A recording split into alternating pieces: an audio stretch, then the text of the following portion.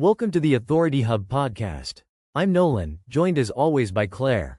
And today we're featuring the expertise of Sharon Patton, mortgage broker in Burlington, on If your mortgage is coming up for renewal and your bank just sent you a number that made your stomach drop, what if the answer isn't to accept it, but to refinance? And what if your bank is the last place you should be having that conversation? That is exactly the kind of moment where people either act or they don't, and the ones who don't often leave real money on the table. So let's talk about what refinancing actually is, what it isn't, and why Sharon Patton's work in Burlington is so specific to getting this right. Because there's a version of this conversation that happens at a bank branch, and then there's the version that happens with a broker who has access to the full market, and those are not the same conversation. Let's start with a scenario that Sharon Patton sees regularly in Burlington. A homeowner is mid-term on a fixed-rate mortgage, rates have shifted, and they're carrying some credit card debt they'd like to roll in. They call their bank. And the bank tells them what the bank can offer.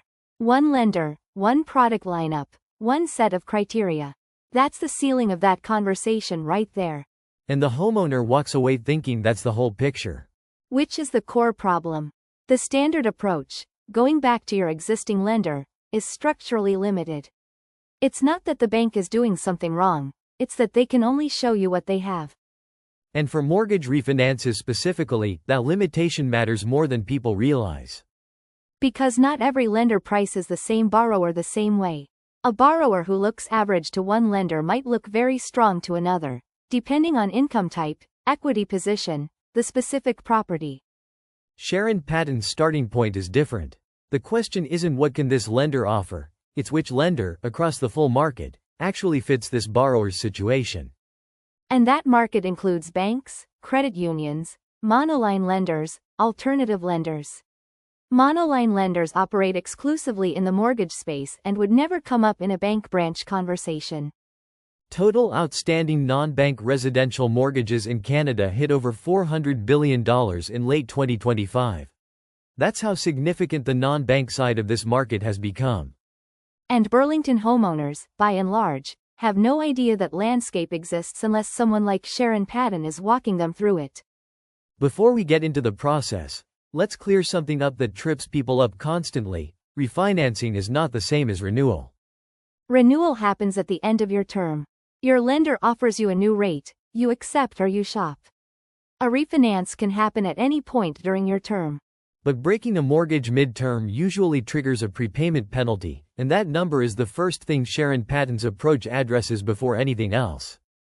For fixed-rate mortgages, that penalty is typically calculated using the interest rate differential, the IRD, which can run into tens of thousands of dollars on a larger balance. Variable rate mortgages are more predictable, usually 3 months of interest. But the fixed-rate IRD is where people get surprised. The calculation compares your existing rate to the lender's current posted rate for the remaining term, applied to your outstanding balance. Because posted rates and contract rates can differ significantly, the number can be much larger than people expect. And that's not a reason to stop the conversation. It's a reason to have the conversation properly before you commit to anything. Which is exactly how Sharon Patton structures it. Get the penalty number first, then determine whether the benefit of the new mortgage outweighs that cost plus legal fees and the appraisal. Speaking of appraisals, this is another place where Burlington homeowners often get caught off guard. Under federally regulated lender guidelines, a refinance is generally capped at 80% of the property's appraised value. So if your home appraises at $700,000, the maximum refinanced mortgage is $560,000. And the appraisal is ordered by the lender, not chosen by the borrower. It reflects current market conditions in that specific neighborhood. In some Burlington submarkets, values have shifted enough that homeowners who purchased years ago may have more equity than they think. Others who bought closer to a market peak may have less. The appraised number is what drives the lender's math, not what you paid or what you estimate. And if the equity falls short of that 80% threshold, Sharon Patton's approach doesn't stop there, it shifts to what's actually available. Alternative lenders can operate above that threshold, and second mortgage structures exist for situations where the primary mortgage can't be refinanced to the required amount. The options narrow, but they don't necessarily disappear. Now let's talk about the stress test, because this surprises a lot of people who've already been through the purchase process. The assumption is that because you qualified once, you'll qualify again. That assumption is not always correct. At refinance, the lender re-qualifies the borrower at the higher of the contract rate plus 2%, or the federal minimum qualifying rate. The purpose is to confirm you could manage payments if rates increased after signing. And if your income has changed, job transition, self-employment, a life change like separation, that requalification can produce a very different result than the original approval. Debt load matters here too. If you've taken on additional debt since the original mortgage, the total debt service ratio shifts, and that can affect the refinance outcome even if your income is the same. CMHC data shows that a significant share of people refinancing are doing it specifically to consolidate debt, which means the debt service ratio calculation is often the central variable in whether the refinance actually achieves the goal. Which brings us to one of the most common situations Sharon Patton works through with Burlington clients: separation. This is where the complexity really concentrates. One partner wants to stay in the family home, which means buying out the other partner's equity share, which requires refinancing the mortgage into a single name. And if the original mortgage was approved on 2 incomes, that person now needs to qualify on 1 income, at current stress test rates, while managing the equity buyout at the same time. The standard automated underwriting process can struggle with that kind of file, not because the borrower is unqualified, but because the file doesn't fit neatly into the criteria.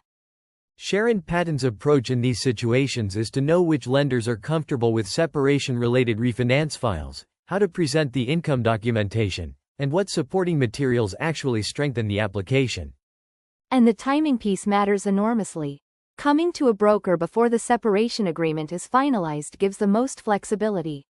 Once certain decisions are locked in legally, the mortgage options can narrow. The family law lawyer handles the legal drafting. That's entirely their domain.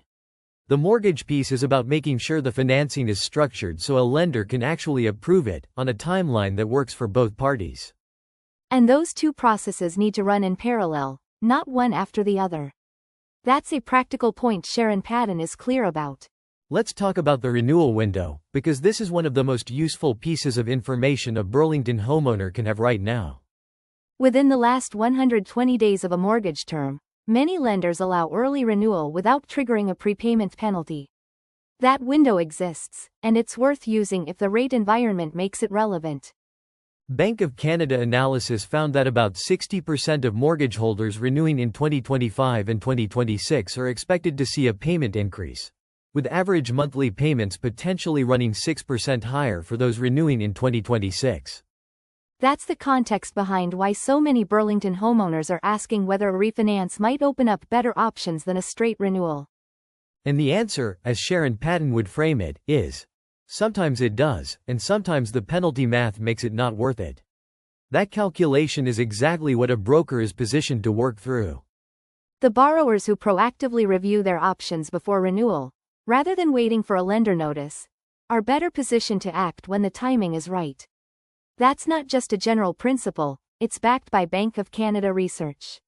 So what does a prepared Burlington homeowner bring to that first conversation with Sharon Patton? For employed borrowers, recent pay stubs, a letter of employment, and the 2 most recent years of notice of assessment from CRA. For self-employed borrowers, T1 generals and financial statements, with lenders averaging reported income across years. And if that reported income has varied significantly year over year, the lower year pulls the average down, which is worth knowing before the application goes in anywhere. Beyond income, the refinance file includes the existing mortgage statement, a recent property tax statement, and if the goal is debt consolidation, statements for all the debts being rolled in so the lender can calculate post-refinance ratios accurately. Much of that document exchange now happens digitally for Burlington clients, which means the early stages can move efficiently. But the conversation that shapes the strategy, that's still best done directly with Sharon Patton.